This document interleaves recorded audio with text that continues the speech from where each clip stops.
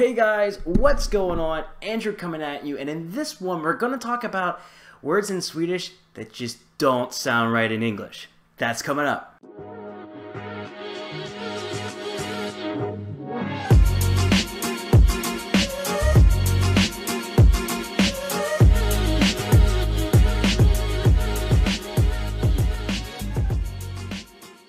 Before I begin, if you are an English speaker and you have small children in the room, you might want to ask them to leave. I am sure that YouTube is going to demonetize me for this video, but it doesn't really matter. All the words that I'm saying here today are perfectly used in everyday conversations here in Swedish, and if you travel to Sweden or if you learn Swedish and you hear it, you're going to be prepared. The first word on the list is going to be slut.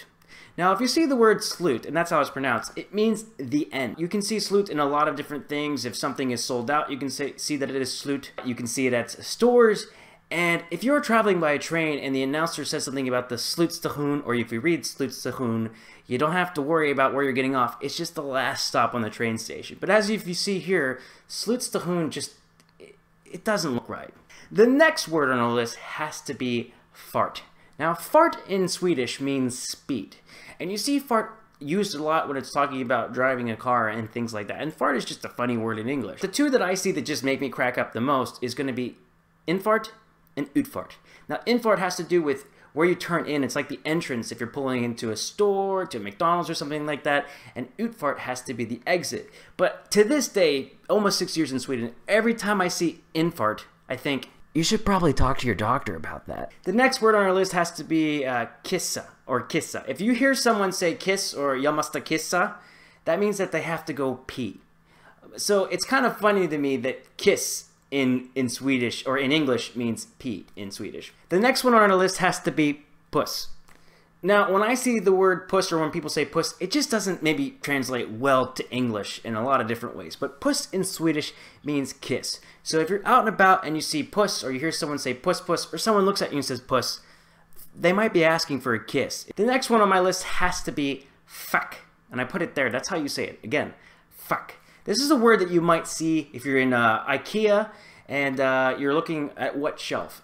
Fuck means like shelf. It has to do with what shelf you're looking at, and that's one of the contexts you can hear this word. The next context you can hear this word is if you're talking about the union, like a union overall, you're going to say fuck it. Now, when I first came to Sweden and I was at work, I heard my colleagues, they were talking about the union and things like this, but I didn't know it at the time, and I was just hearing fuck and fuck it many times. And as I heard this, now I understand what they were saying. But back then, I thought they were just really mad or angry. So if you're here in Sweden and you hear fuck and fuck it a lot, it probably has to do with the union and depending where you are, so you don't have to worry nobody's mad or upset. There are so many funny ways that we say things into different languages that just don't work out. A lot of times when I try to say a thing in Swedish, it doesn't. I just heard a story the other day from my girlfriend's mom that said that someone was trying to haggle on a price for something. I forget the word for haggle on price in Swedish. Someone can connect, put that in the comments below. But the person was trying to say, should we bargain together? Or tillsammans means together in Swedish. And I think she said, ska vi pruta tillsammans? And I think pruta means fart in Swedish, but like we're talking about fart like in English now. So she basically said, should we fart together? Which is funny on so many different levels. There are so many times I've said stuff that just doesn't translate well together. My favorite example is someone opened a door for me here in Sweden and I wanted to say thank you. And thank you in Swedish is tack, and obviously we know thank you in English. And there was a blend of the both languages, and I said tack you. So now, guys, you're prepared for everything in Sweden, what you need if you're going to go and travel if you see this. What did I miss, though?